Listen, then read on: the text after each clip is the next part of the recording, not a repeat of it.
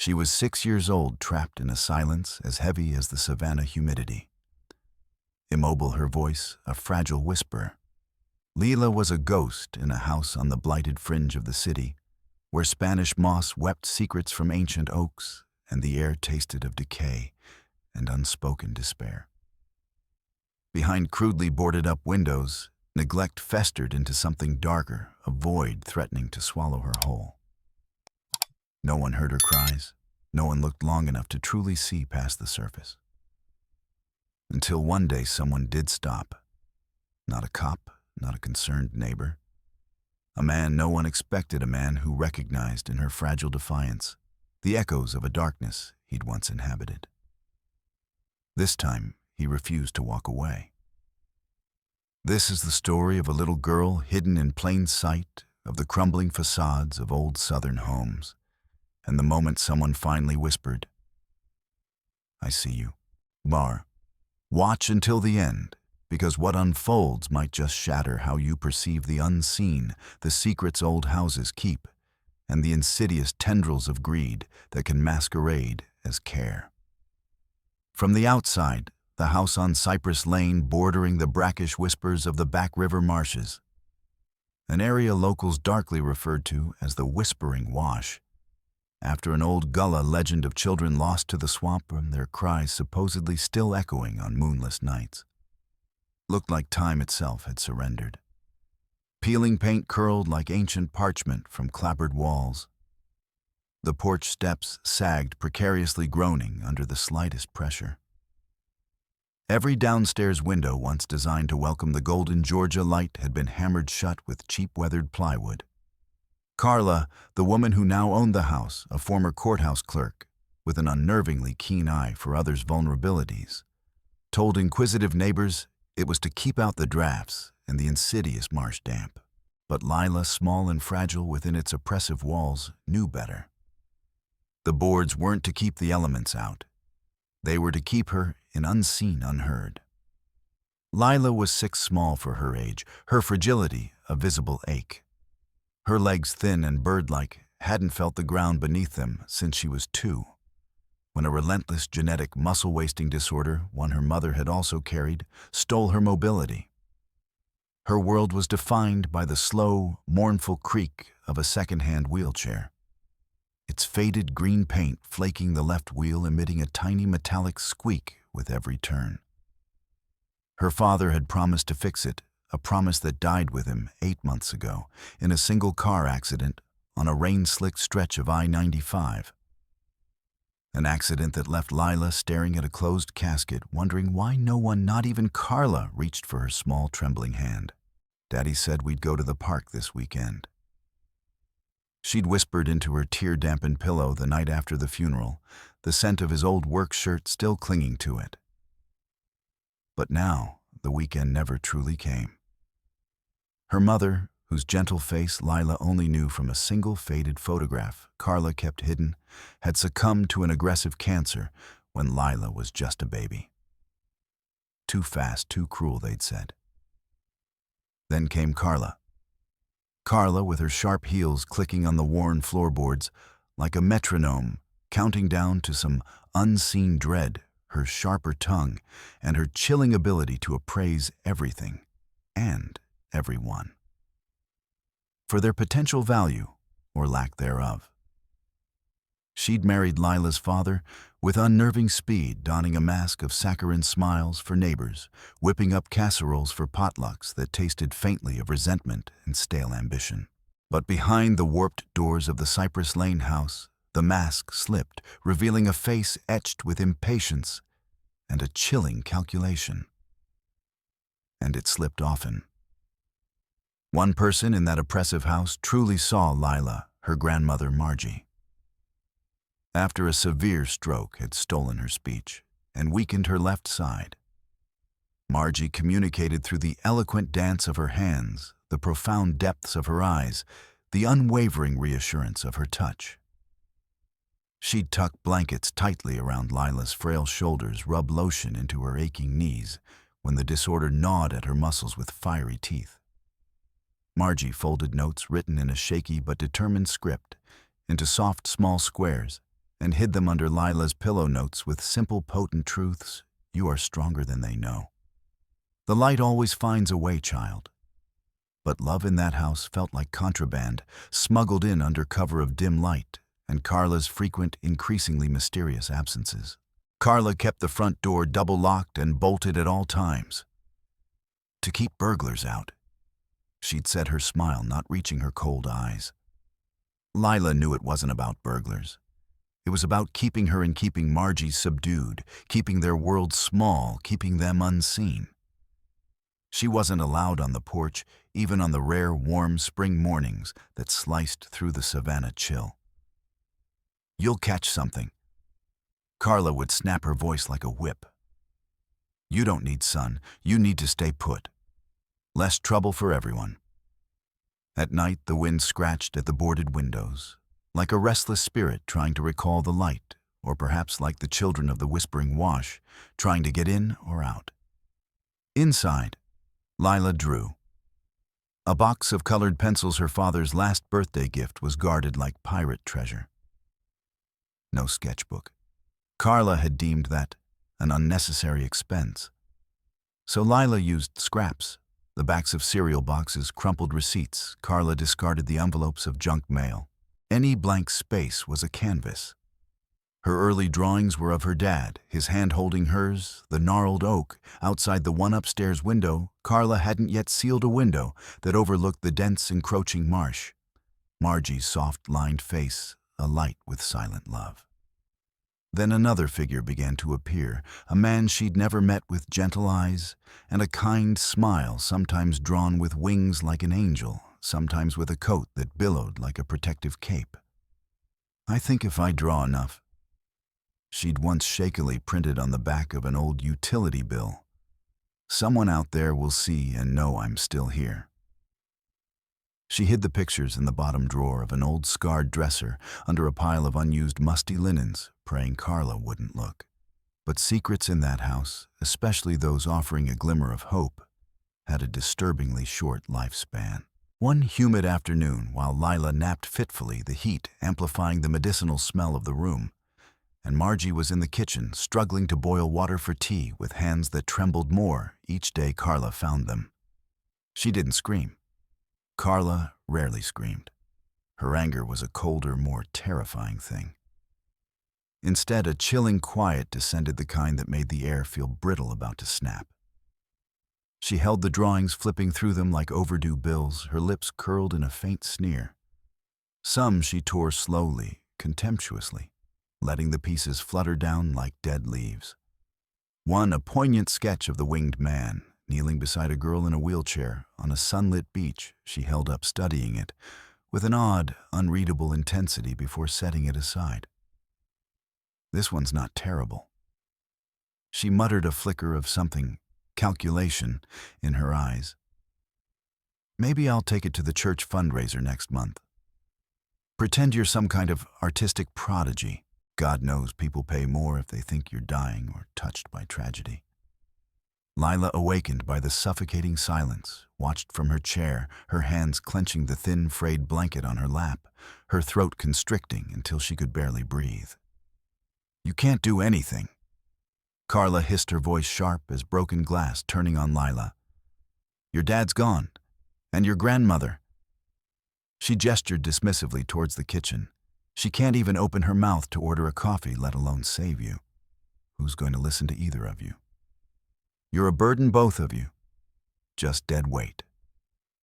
Later that night, curled in her tiny bed, Lila faced the wall, the peeling floral wallpaper, a map of faded dreams. Margie sat beside her, her trembling fingers gently untangling Lila's matted hair. Her touch spoke volumes. I'm still here. Don't lose hope. We endure. The room was cold, the ancient radiator emitting only a tired metallic groan. Rain, a constant companion in those savannah winters, tapped a mournful rhythm on the roof, like impatient fingers demanding entry. Lila didn't draw. She simply held the broken stub of a blue pencil, a silent prayer in her palm. She thought of her dad, of the way he used to hum old blues tunes, she thought of the little girl on a bright pink bicycle, who once waved through the fence before Carla erected a higher solid wood one.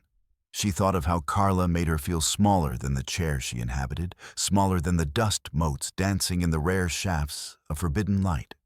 And then of the man in her drawings, the one with the kind eyes who smiled even when no one else did. In her heart, in her art, he always looked back. Somewhere out there, maybe someone was still looking.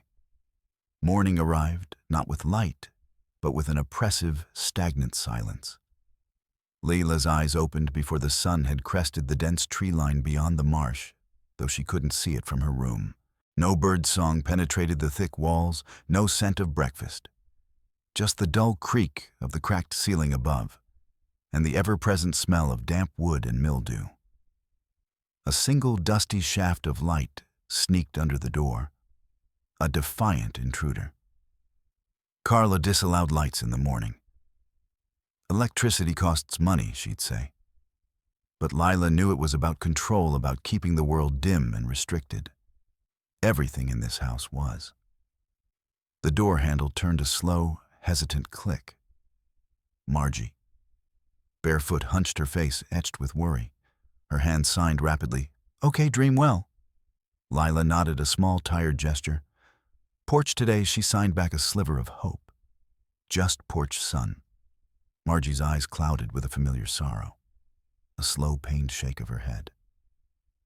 The answer was always the same. This house, despite its human occupants, or perhaps because of them, was not a place of kindness.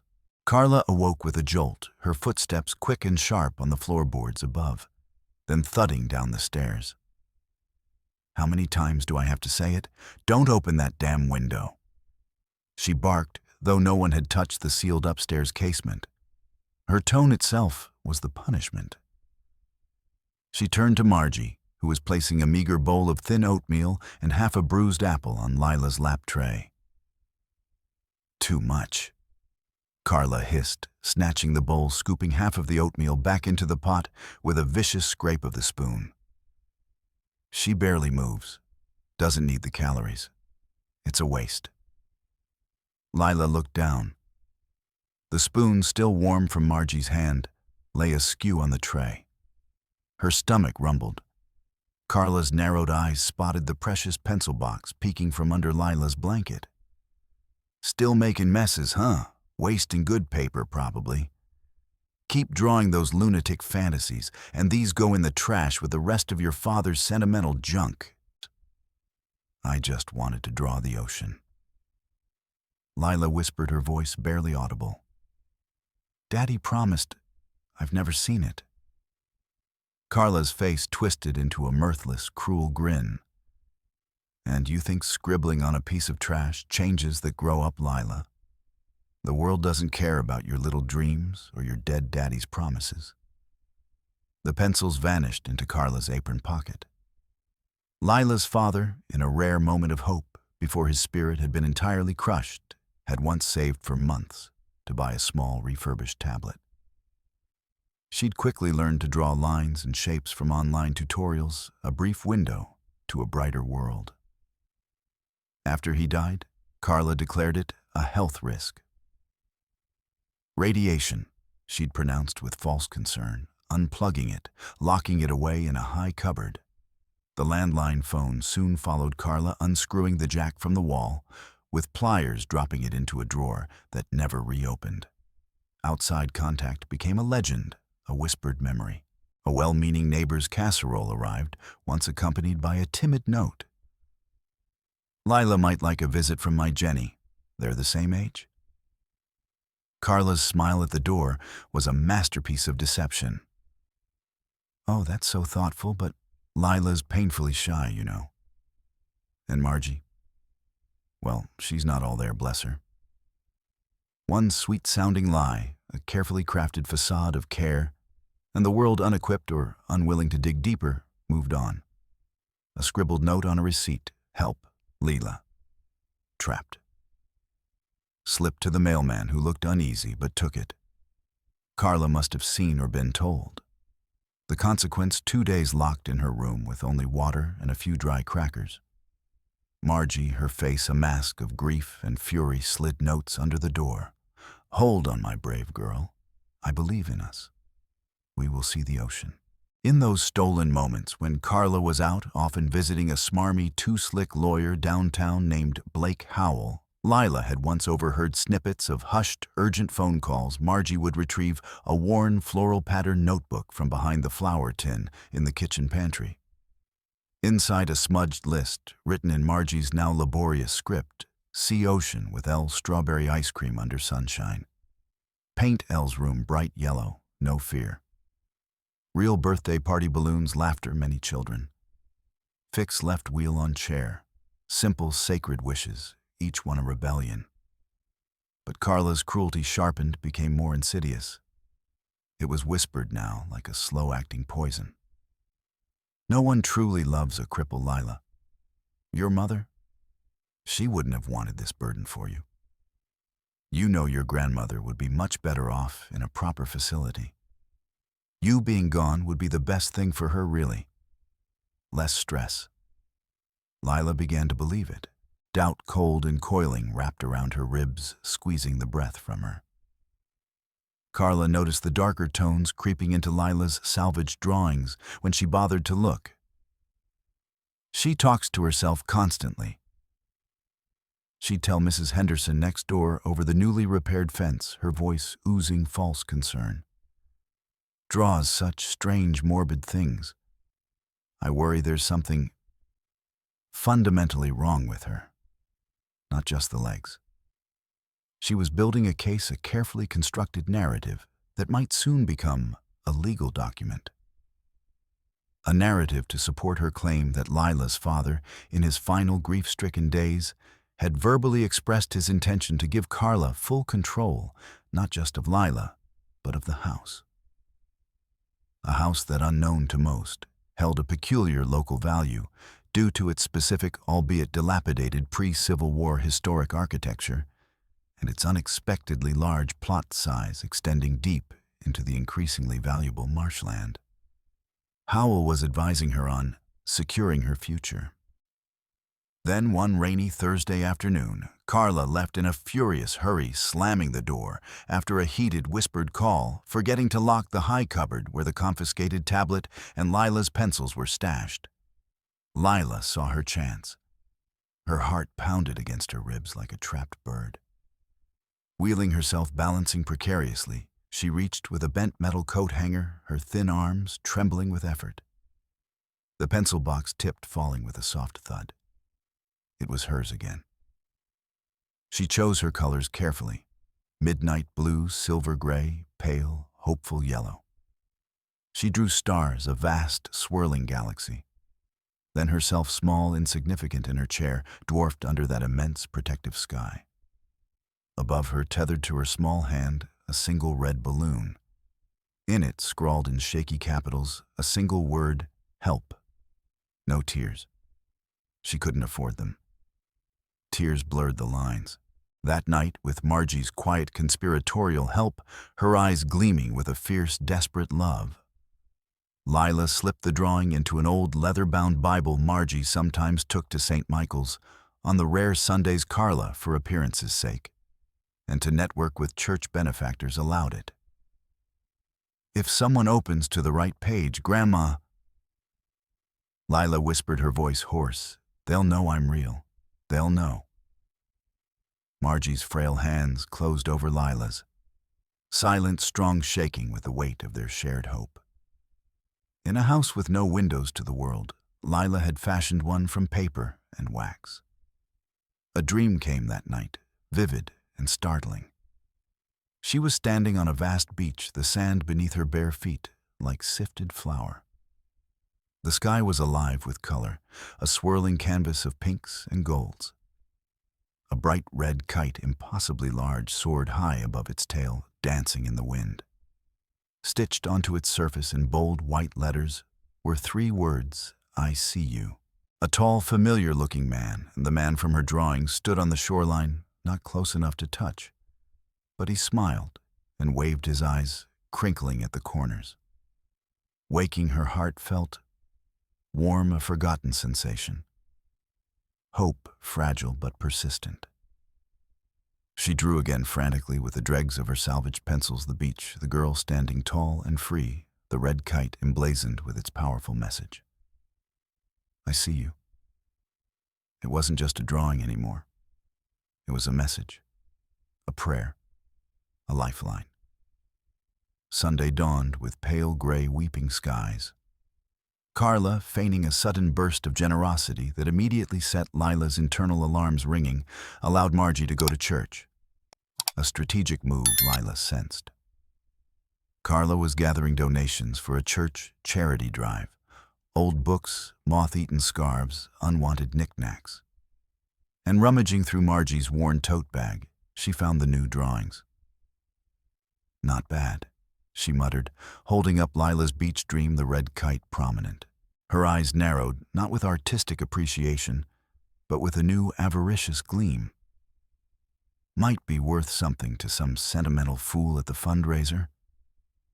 She tucked it along with the help balloon drawing into the pile. Can I keep that one, please?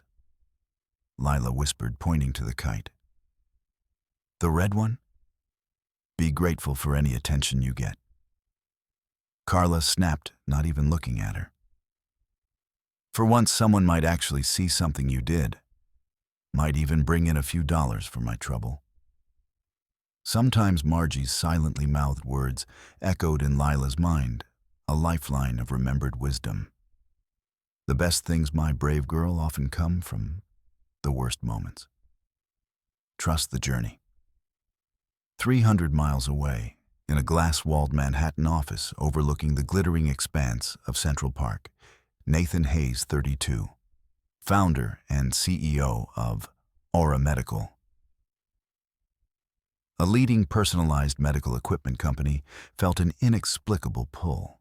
His meteoric success, TED Talks, a net worth teetering on 9 figures accolades from the medical and tech worlds, couldn't entirely erase the gnawing ache of his Alabama foster care years, 12 long years shuffled through 6 different indifferent homes, and the desolate memory of his 7th birthday spent alone on a splintered group home porch, watching other children greet visiting families.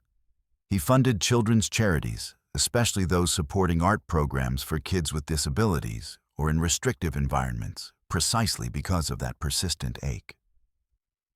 So an old college friend's slightly apologetic invitation to a very small, very local church fundraiser in coastal Georgia during a planned business trip to Atlanta felt right. A detour he couldn't explain, but felt compelled to make. The fundraiser at St. Michael's was modest, held in a drafty parish hall smelling of floor wax and instant coffee. In a dimly lit corner, a table marked, "Children's Art Donations Welcome." His eyes, initially scanning out of polite habit, suddenly locked onto a drawing. Unsigned. Done in what looked like cheap colored pencils on a piece of repurposed cardboard. A girl in a wheelchair on a beach beneath a sky filled with a vibrant red kite, emblazoned with the words, "I see you." The room, the chattering crowd, the lukewarm coffee in his hand. It all blurred. All he saw was her, that small figure, and those powerful, unexpected words. It wasn't a plea, not directly. It was a statement, an offering of recognition. "Who made this?" he asked the flustered woman at the table, his voice huskier than intended. "Oh, I don't rightly know, sir. Came in a donation box this morning. From one of the smaller, poorer churches out near the marshes, St. Anne's Chapel, I think. An elderly lady, a volunteer there, said dropped off a bag of mixed things for their collection point. Didn't say a word, just pointed. A word just. This was tucked inside an old Bible with another sadder one. He knew that feeling. Please, someone just see me. He'd whispered it 1,000 times into his pillow in a dozen strange beds. But this girl hadn't said, "Help me." She said, "I see you." An offering. A profound connection across a distance he couldn't yet measure. He bought it for $5. He'd have paid $5,000 without blinking. The other drawing, the one of the balloon with "Help," was gone already taken, the woman said. That night, in his sterile Savannah hotel room, he framed the drawing using a cheap frame from a nearby drugstore. He placed it on his desk, opened his journal, a habit instilled by his own mentor. If she's still waiting, if she's still there, I will go find her. Someone saw me once. It's my turn. Back in his New York office a few days later, Nathan stood by his panoramic window of the Hudson, a steely ribbon far below. The drawing, now his daily touchstone, sat on his desk. That girl, he murmured, tracing the kite string with his finger, she knows something most people spend a lifetime forgetting. How to truly see. His past was a persistent shadow. 5 foster homes before he was 10. A broken arm left untreated for days, dismissed as boyish roughhousing. Padlocked fridges, nights spent hungry and cold. Until Dr. Hal Leonard, a retired physician volunteering at a youth outreach center, found him. 12 years old, barefoot, scrawny, hungry, with an infected cut on his leg and defiance in his eyes. Dr. Leonard hadn't adopted him, and the system was too convoluted for that by then, but he'd fed him, given him books, taught him to repair broken things, clocks, radios, his own shattered sense of self.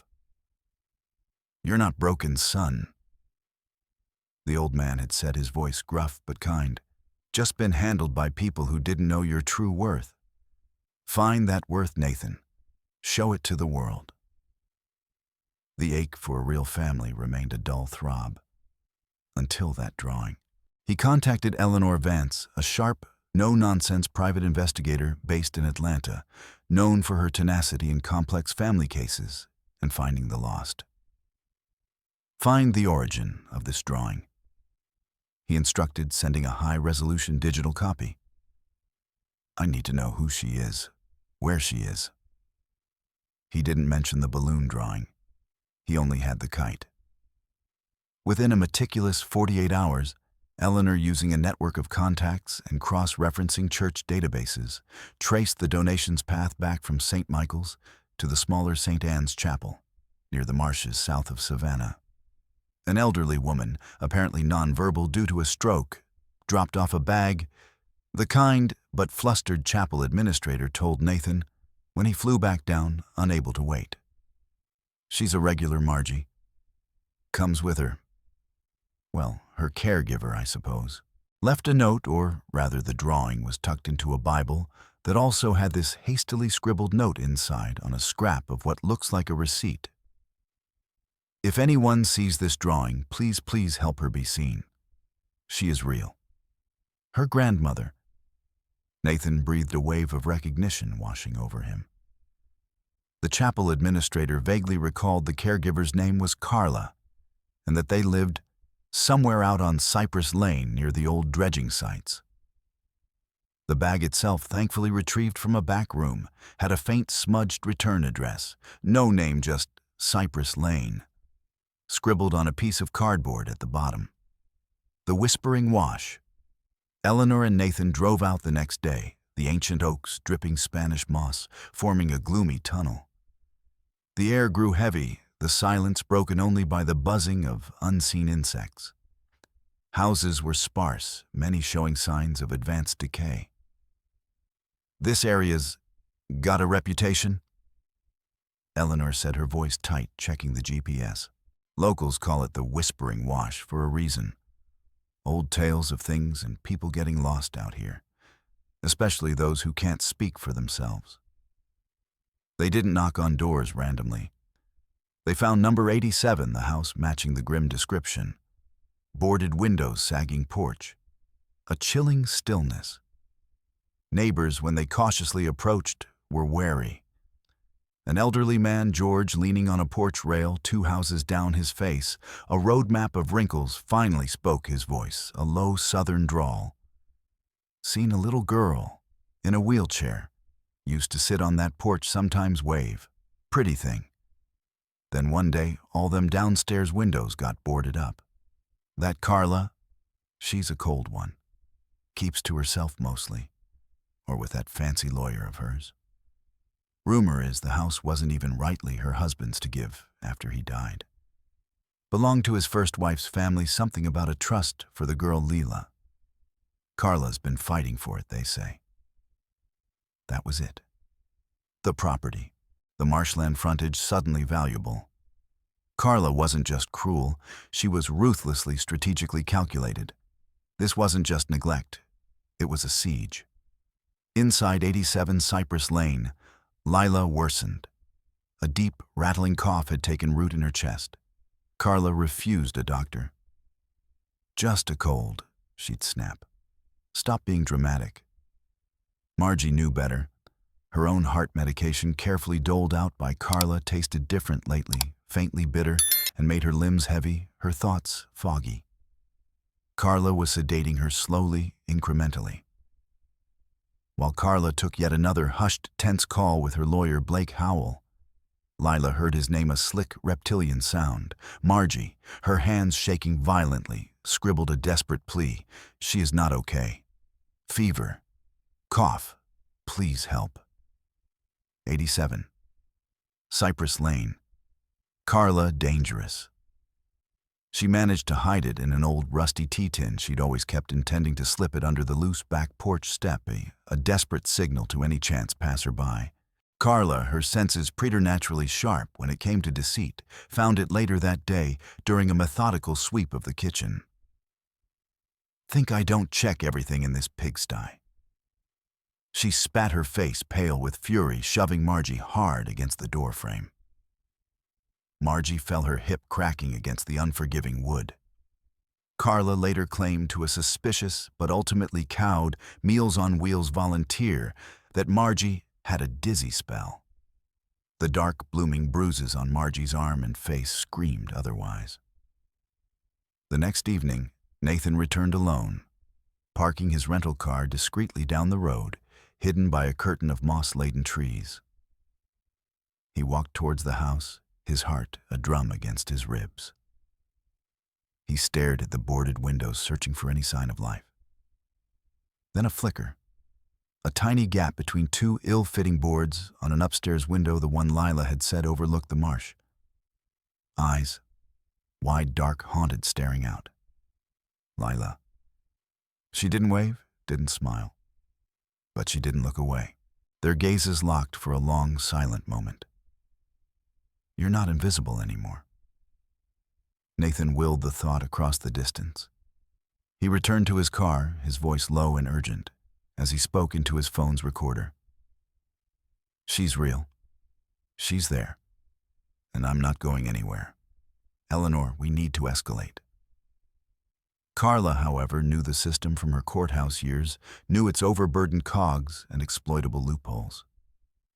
She'd already filed carefully worded statements with a sympathetic, or perhaps indebted social worker, Margie, suffering from severe cognitive decline and sundowning prone to fabrication, Lila exhibiting unsettling delusions, reactive attachment disorder, and self-isolating tendencies exacerbated by her condition. It sounded convincing, clinical, utterly false. Her lawyer, Blake Howell, a man whose predatory smile could charm a snake from its basket, assured her during a clandestine meeting in a dimly lit coffee shop. The guardianship hearing is expedited, Carla. Full legal control of the child, and subsequently clear title to the property once she's appropriately relocated, will be yours within weeks. The judge on this one, he owes me a favor. We just need the court-ordered psychological evaluation to formally confirm Lila's instability. Piece of cake. What he meant, what Carla understood with a chilling clarity, was that once Lila was institutionalized and declared incompetent, Carla would get the house and its surprisingly valuable marshland frontage free and clear. Howell, it turned out, was a specialist in this grim niche, acquiring properties through manipulated guardianships of vulnerable individuals. This was not his first such case. Carla tightened her control. Margie's meals shrank further. For your health, dear. Carla would coo, her voice dripping with false solicitude. The sedatives in Margie's juice increased, clouding her mind, stealing her strength. Lila was almost completely cut off when she dared to speak of her father, a wistful memory of a shared song or a promised outing. Carla's voice was a lash. "You live under my roof. Eat my food because I let you. Don't waste my kindness on fairy tales and dead men." She found a new sketch Lila had hidden, one of Lila and her father flying a kite, and tore it into confetti before Lila's tear-filled eyes. There's no room for lies or childish fantasies in this house. Nathan, back in Savannah, after a frantic call from Eleanor about increased activity at the house, sat with her in a nondescript rental car a block away. Grainy photos from a discreet surveillance camera Eleanor had managed to install on a public utility pole spread across the dashboard, Carla leaving the house always alone. Lila never outside. Margie stumbling on the porch steps, pulled roughly indoors by Carla.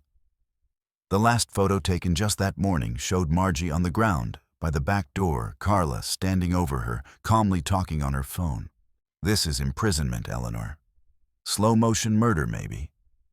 And now, with the property angle confirmed by George, and you're digging into Howell's background." She wants Lila declared incompetent or institutionalized to seize assets Lila technically inherited through her mother's family trust. Nathan's fists clenched.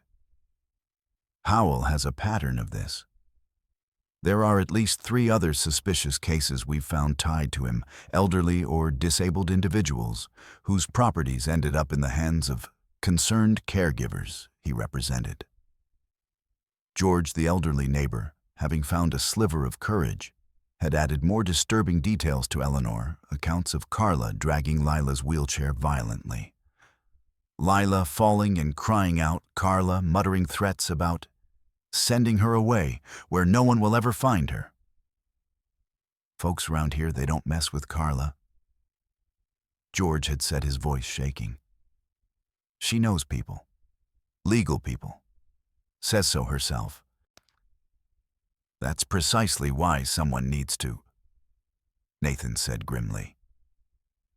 Carla, feeling the net perhaps tightening ever so slightly, arranged an urgent psychological appointment for Lila with a crony doctor, a Dr. Alistair Finch, whose license had been under review more than once. The goal: get a damning report. Lila unstable, unfit, court ready. Margie, her mind clearing briefly through a sheer effort of will. During a moment, Carla was distracted, overheard the hushed phone call finalizing the appointment. Shaking, nearly illegible, she scrawled in her hidden notebook, tearing out the page, Carla taking Lila away. "Dr. Finch, tomorrow. Don't let her. Howell plan. She lies about house too. Mother's trust is for Lila. She managed to push it under Lila's pillow. Lila found it. Terror, cold and absolute, seized her. Not the familiar terror of pain or hunger. The terror of disappearing, of being erased. Nathan, alerted by Eleanor's frantic call. Her contact inside the courthouse had flagged the expedited guardianship hearing, and Finch's name felt a surge of cold fury. "File the emergency complaint. Tonight. With everything we have. Photos, video, George's notarized testimony, your preliminary findings on Howell and the property dispute, the St. Anne's note. We need an emergency CPS intervention, an immediate welfare check." CPS responded with bureaucratic detachment, lacks verifiable direct evidence of immediate physical abuse sufficient to override caregiver's rights. Current documentation suggests caregiver is pursuing appropriate medical and psychological support for child. No grounds for immediate unannounced intervention without more. How many more children have to be silenced by appropriate support before they act? Nathan raged, slamming his fist on the rental car's dashboard. The system is designed to protect the Carless of the world. Carla met Howell in a shadowy parking lot behind a derelict seafood restaurant on the edge of the marsh. Rain lashed down, mirroring the turmoil. The guardianship order will be signed by Judge Carmichael on Friday. Howell purred, handing her a thick envelope. Finch's evaluation is just a formality, a rubber stamp. He knows the script. He smirked. Once she passes that eval, and she will pass it into the system's hands, the trust transfers to your care management. Carla returned home, a silver key from the envelope, now in her hand. It opened a small fireproof safe hidden beneath a loose floorboard in her closet. Lila had once seen her kneeling there. Inside court documents, the preliminary guardianship papers, a glossy brochure for Willow Creek Residential Facility, a remote, high-security institution notorious for its isolation and minimal oversight. Everything in its place. That night, Lila drew a cage. Inside, a blank-faced girl, her eyes hollow. Outside, a woman in a crimson dress, beautiful and terrible, holding a golden key. She titled it, "The Things No One Sees." She folded it small, pushed it through the crack in the floorboards near her bed, a desperate offering to the darkness below. Someone has to see, please, God, someone. The storm that night wasn't gentle. It was a judgment. Thunder cracked like bones snapping. The power flickered and died. Carla's doing, Lila suspected yanking the main breaker. Bills are too damn high, she'd muttered earlier. Control tasted sweeter, more absolute in the oppressive, humid dark. Lila clutched her red kite, drawing the paper soft and crumpled. In the next room, Margie wheezed a raw, painful sound, her chest burning. Lila crept to Margie's bedside. The medicine cabinet was empty, even of aspirin. No warmth, no light, only the terrifying symphony of the storm and Margie's labored breathing. Margie, suddenly lucid, her eyes bright with a feverish clarity she hadn't possessed in days, gripped Lila's hand. She crept with agonizing slowness to the kitchen. Behind the sugar jar, a small forgotten stash of peppermint tea bags, her favorite. Her fingers, clumsy but determined, found a pen stub in a utility drawer, a torn corner of a grocery bag. Little girl needs help. Trapped. No mother. Stepmother cruel, wants house for money. Is sicking her. Please come. 87. Cypress. Save Lila. Folded, crammed into the empty tea box, and with Lila's help guiding her weak arm, she pushed it under the loose board at the rear door, a last desperate flare of hope against the consuming darkness. Nathan, at dawn rain, still falling in a desultory drizzle, stood stone-faced before the county family and child services building. He, Eleanor, and a pro bono local lawyer Eleanor had roped in, presented their amplified case to a weary-eyed supervisor. We cannot act solely on surveillance, however disturbing, or on speculation about property motives, or even old potentially coerced notes. The supervisor stated, his voice flat. We need a credible direct report of imminent danger or a verifiable outcry from the child.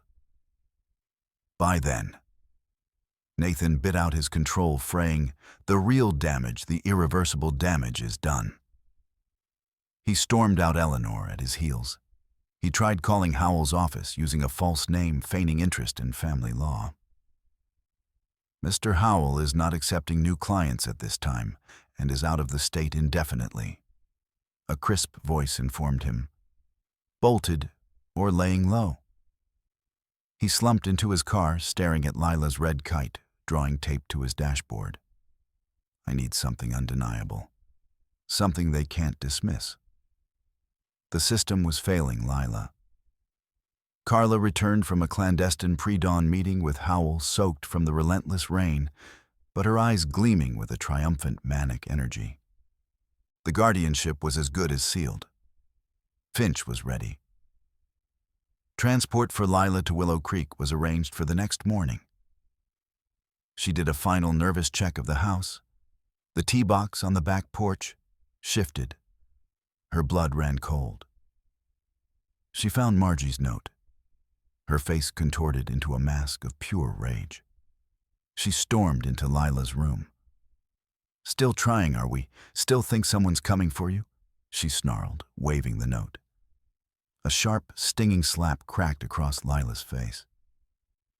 Think anyone cares about a broken, pathetic little girl? Someone watching over you. Lila's small body, already stressed and malnourished, seized. A terrifying panic-induced convulsion. Carla hesitated for a fraction of a second, a flicker of something unreadable, fear, annoyance, in her eyes. Then her expression hardened. She dialed not 911, but her cooperative associate, Dr. Finch. He arrived with alarming speed, exuding a false air of calm professionalism, suit, tie, clipboard. A quick perfunctory exam of the now whimpering, disoriented Lila. "Ah, yes," he declared, his eyes avoiding Margie's desperate, pleading gaze from the doorway. Possible dissociative behavior, manifesting as psychogenic seizures, clear paranoia. Inpatient evaluation at a specialized facility is definitely indicated immediately. He scribbled on a pre-printed form, handing it to Carla. A referral to Willow Creek. One step closer to Carla's victory. Margie watched her knuckles white as she gripped the doorframe, a silent, impotent rage burning in her eyes. That night, her face throbbing, Lila drew one last picture. A man, his eyes kind and sad, carrying a small girl away from a raging storm. She taped it to the inside of her boarded-up window, a prayer to the unseen. Morning. Carla, finding the drawing, sprayed thick black paint across the outside of the glass, obliterating even the tiny cracks of light. Total blindness. Nathan, feeling the storm's remnants in the humid, charged air, parked his car further down Cypress Lane than usual, obscured by a thicket of wild bamboo. The red kite drawing was clenched in his hand. He had to do something. He couldn't just wait for the system. Morning. Looking for Miss Margie.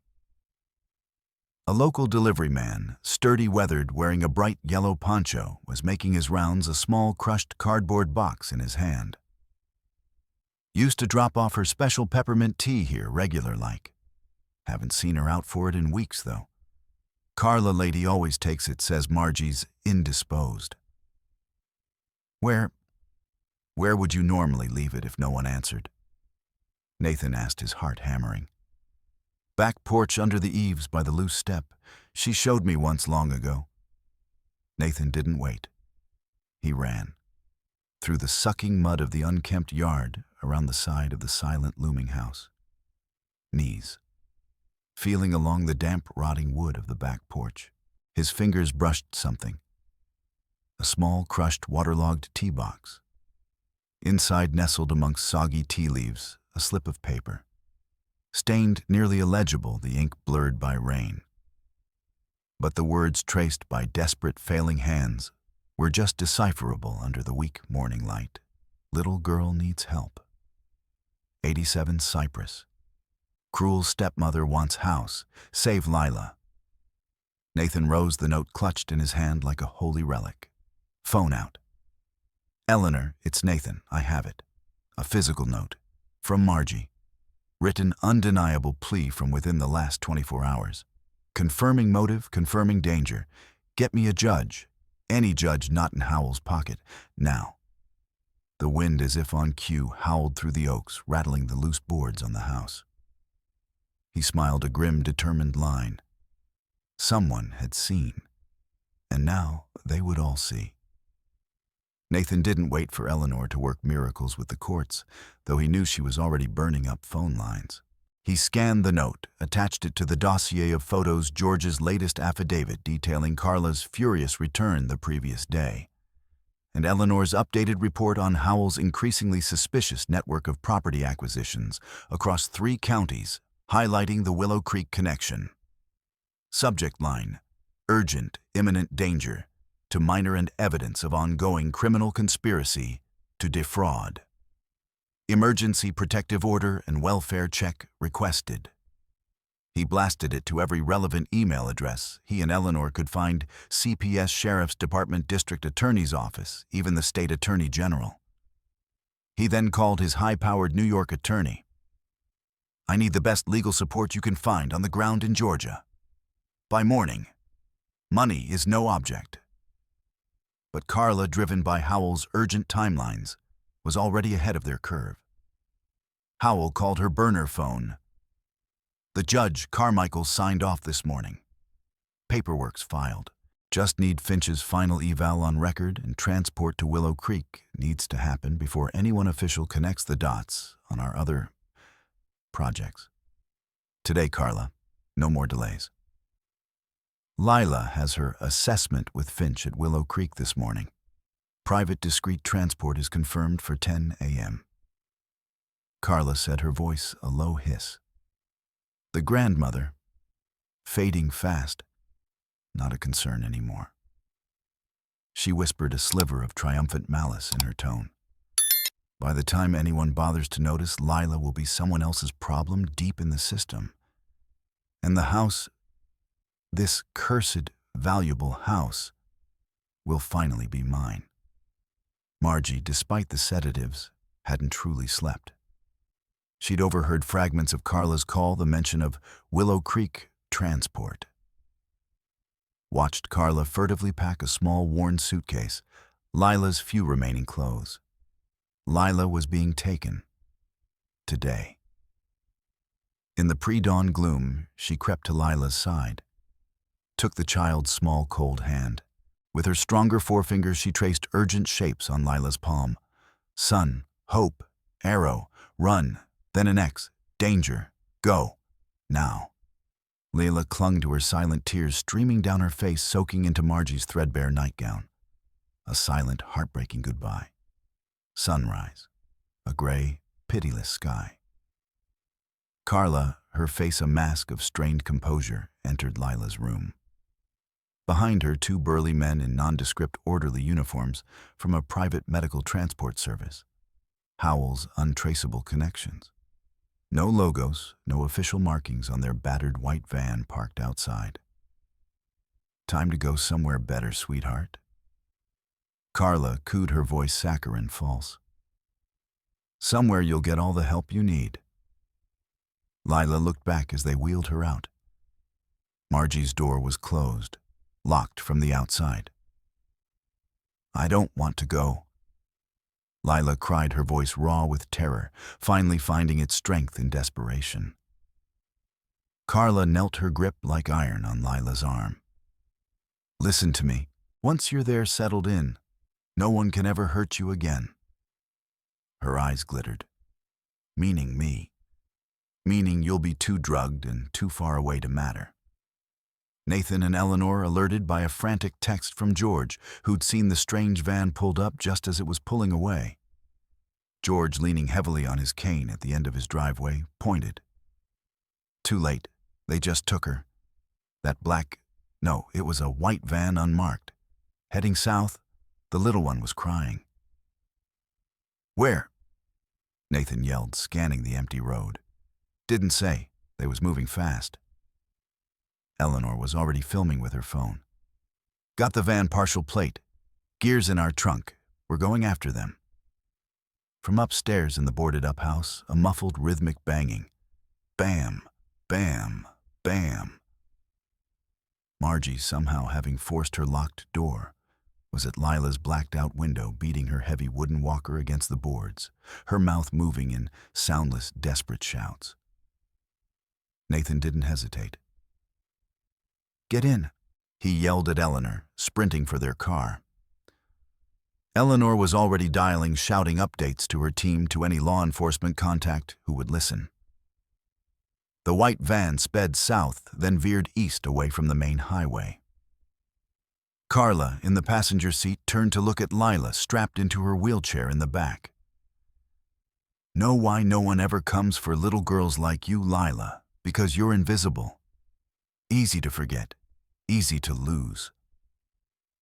Her hand tightened on the back of the driver's seat. Once we cross that county line, dear, you belong to Willow Creek. Not to me, not to anyone who ever knew you. Just another case file, another forgotten soul. And she took a deep, shuddering breath. I'll finally be free of you, and this damn house and its cursed memories will finally be all mine. Nathan, his knuckles white on the steering wheel, pushed their powerful rental SUV to its limits. Cypress Lane, a rapidly receding blur. Eleanor sat beside him, Lila's red kite drawing clutched in her hand, her tablet glowing with a rapidly updating GPS map, cross-referencing Howell's known associates and properties. Howell's a silent partner on the board of one very specific private facility. Eleanor said, her voice tense. Willow Creek. It's 2 towns over on the edge of the Blackwater Preserve. Remote, heavily wooded. It's isolated, known for difficult long-term cases, and for making them disappear from public record. Then we get there first, or we intercept. Nathan gritted out. The storm, which had momentarily abated, broke again with renewed fury, rain sheeting down, turning the backroads into slick ribbons of mud. This wasn't just a storm in the sky. It was breaking in hearts too long silenced, too long oppressed. Tires screamed on wet asphalt as the white van, clearly visible now, only a few hundred yards ahead, took an abrupt, unsignaled turn onto an unmarked, rutted track, disappearing into the tangled primordial maw of the Blackwater Preserve. A sign, half rotted and tilting, read, Blackwater Drainage Access, authorized personnel only. Eleanor was shouting into her phone to a local sheriff's dispatch she'd finally gotten on the line. Visual confirmation, white Ford Econoline van, partial plate, Georgia, ACK 3. Heading east on abandoned service road into Blackwater Preserve. Suspect Carla Rourke, transporting minor Lila Wessex under duress, child in immediate danger, requesting urgent backup, all available units. Hold on, Lila. Nathan breathed, his gaze fixed on the vanishing taillights. We're coming. Lila, terrified, clutched a frayed red scarf of her mother's that Margie had pressed into her hand that morning. Carla, glancing into the rearview mirror, saw the pursuing SUV gaining on them. A cruel smirk touched her lips. Driver, she said calmly to the stoic man beside her. Accidents happen all the time on these old roads, don't they? Especially in this weather. And accidents don't need witnesses. She looked back at Lila. One wrong turn, one unexpected bump, and you're just gone. Another tragedy in the Whispering Wash. The van took another sharp, lurching turn onto an even narrower, overgrown path, branches scraping violently against its sides. It jolted to a halt beside a series of massive, crumbling concrete culverts, part of an abandoned pre-war drainage system, now half swallowed by the fetid marsh. The air was thick with the smell of decay, stagnant water, and primal fear. This was a place where things ended. The van door slid open. Carla unlatched Lila's chair, her movements brisk, efficient. Just going to sit you here for a minute, dear.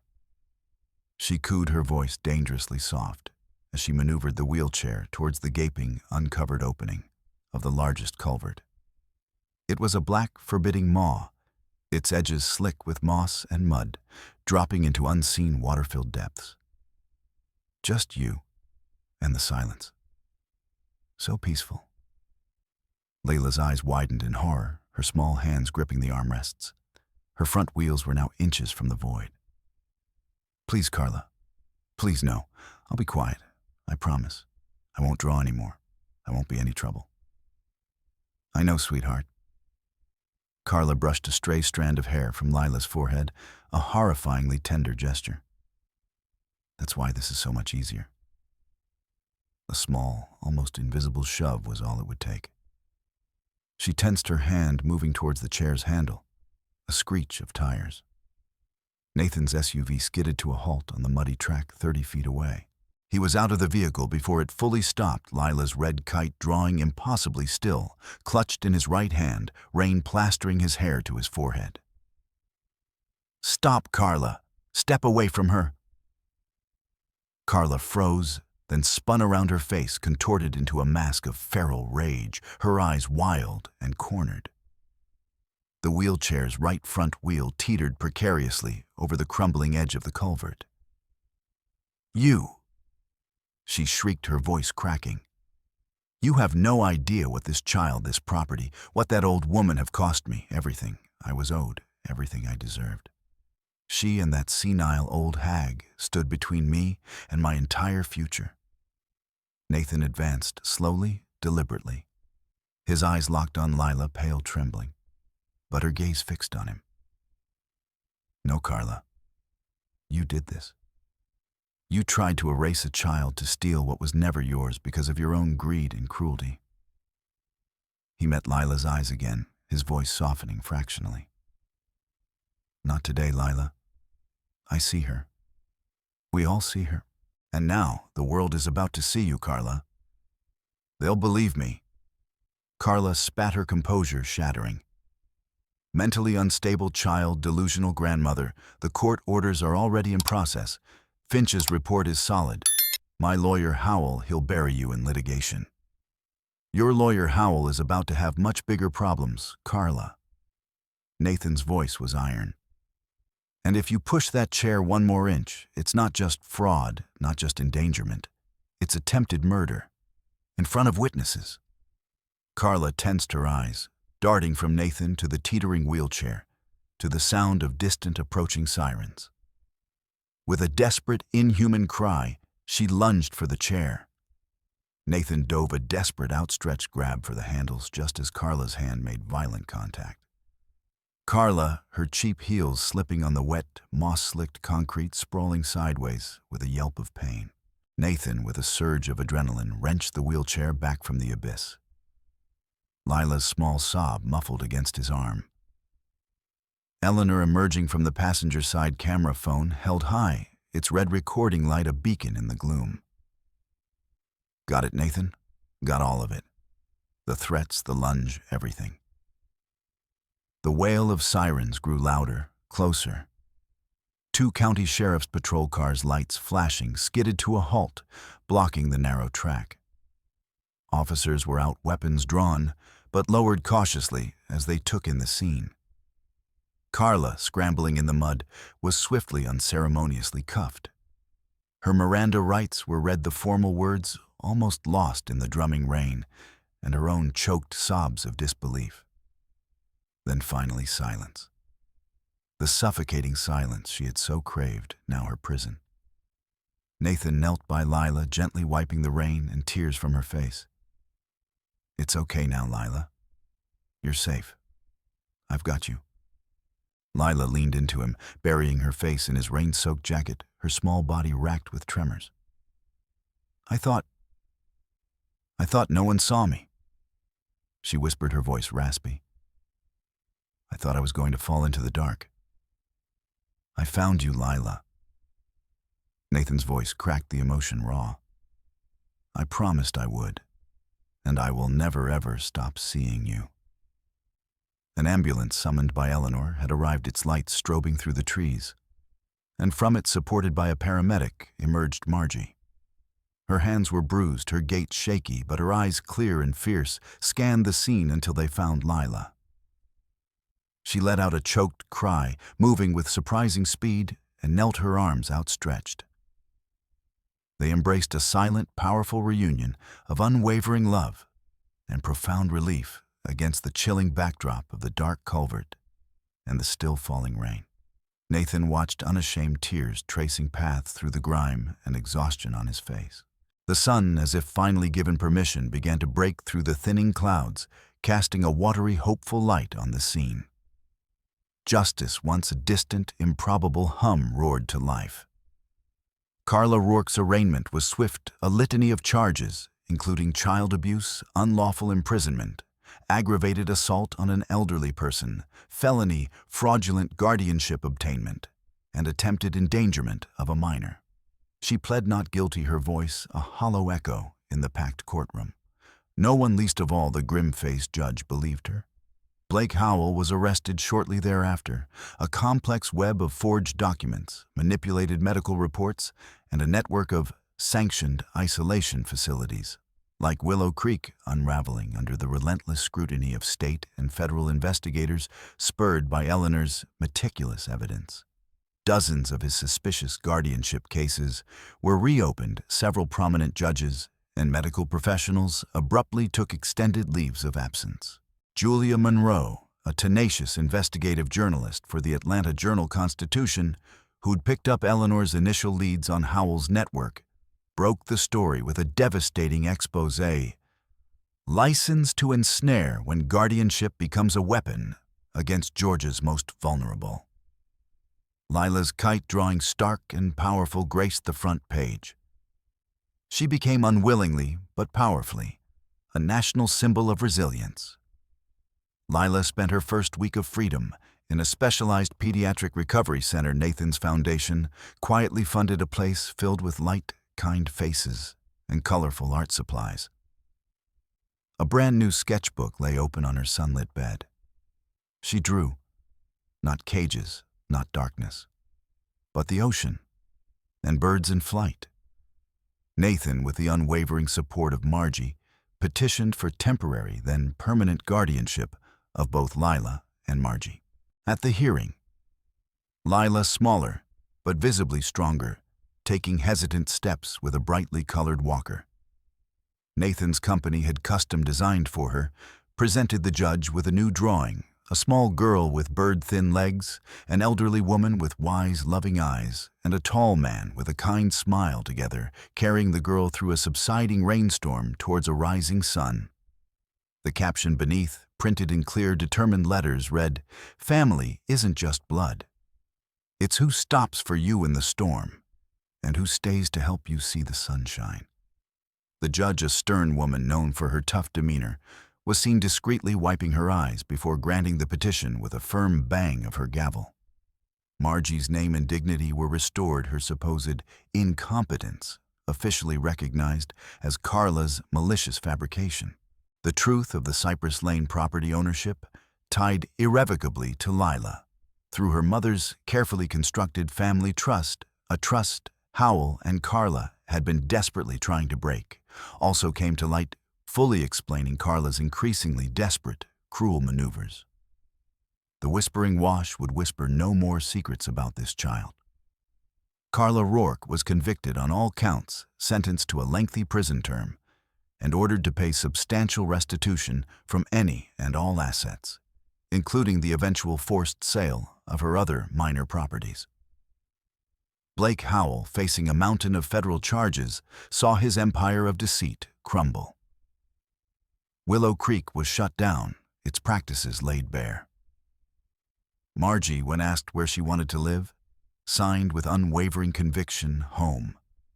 But new home, with L and C. Nathan, navigating the unfamiliar terrain of quasi-fatherhood, bought a small, sun-bleached cottage near the salt marshes of Tybee Island. Salt-laced, air-warm sun walls painted a cheerful yellow, and the constant soothing sound of the ocean. They saw the sea. They ate strawberry ice cream under the sunshine. Lila had a real birthday party with balloons, laughter, and a gaggle of children from a local therapy group. All of Margie's sacred wishes, one by one, achieved. Nathan, still somewhat unused to the casual intimacy of family, felt something profound shift inside him when Lila shyly handed him a crumpled soft piece of fabric. Grandma Margie made it, long ago, for her daughter, my other grandma. She said it fits you now. It was a hand-knitted red scarf, the color of a heartbeat, the color of Lila's kite. He wrapped it carefully around his neck. "Are you sure it's okay?" he asked, his voice thick. Lila nodded, a small, trusting smile gracing her lips. "Grandma says it means you're one of us now. You see us." Sarnum, months later, at a prestigious Savannah gallery, a new exhibition opened to critical acclaim. "I See You, an artistic tribute to the unseen child." The centerpiece, displayed under soft gallery lights, was Lila's original red kite drawing loaned by Nathan. It sold at a charity auction for a record sum. The proceeds, matched by Nathan's own company, launched the Lila Foundation for Silenced Children, dedicated to providing therapy, legal advocacy, and art-based healing programs for children trapped in abusive or neglectful environments. Lila stood by her artwork, her hand held firmly in Margie's now steadier one. Nathan standing protectively behind them, the red scarf, a warm presence around his neck. Do you think they all really see me now?" she whispered, looking up at Nathan, her eyes still holding shadows of the past, but a new light of hope dawning within them. Nathan bent down, his gaze meeting hers. "They see you, Lila. They really truly do. But more importantly, you see you. The nightmares, they'll fade little by little. The fear, we'll face it together every single day. Healing takes time, brave girl. It's a journey, not a race." She looked up at him, a thoughtful expression on her small face. "Then maybe I want to help them see someone else too. Someone else who's hidden like I used to be. Someone waiting for their kite." He nodded, his heart swelling. "Let's do that, Lila. Together." In the hushed reverence of the gallery, amidst the gentle murmur of admiring voices, hope breathed, palpable and resilient. This wasn't just a story about excavated darkness and a battle against calculated cruelty. It was about a little girl who, through her fragile art, found her voice. It was about a grandmother's unwavering silent love that became a fortress.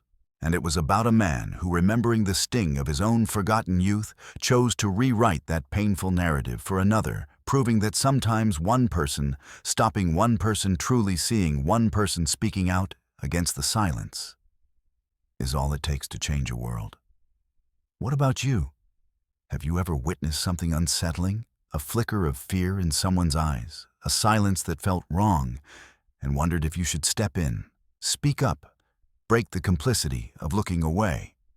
What does it truly mean to see someone in need, and what is our responsibility when we do? Thank you for watching. Stay safe, stay vigilant, stay kind.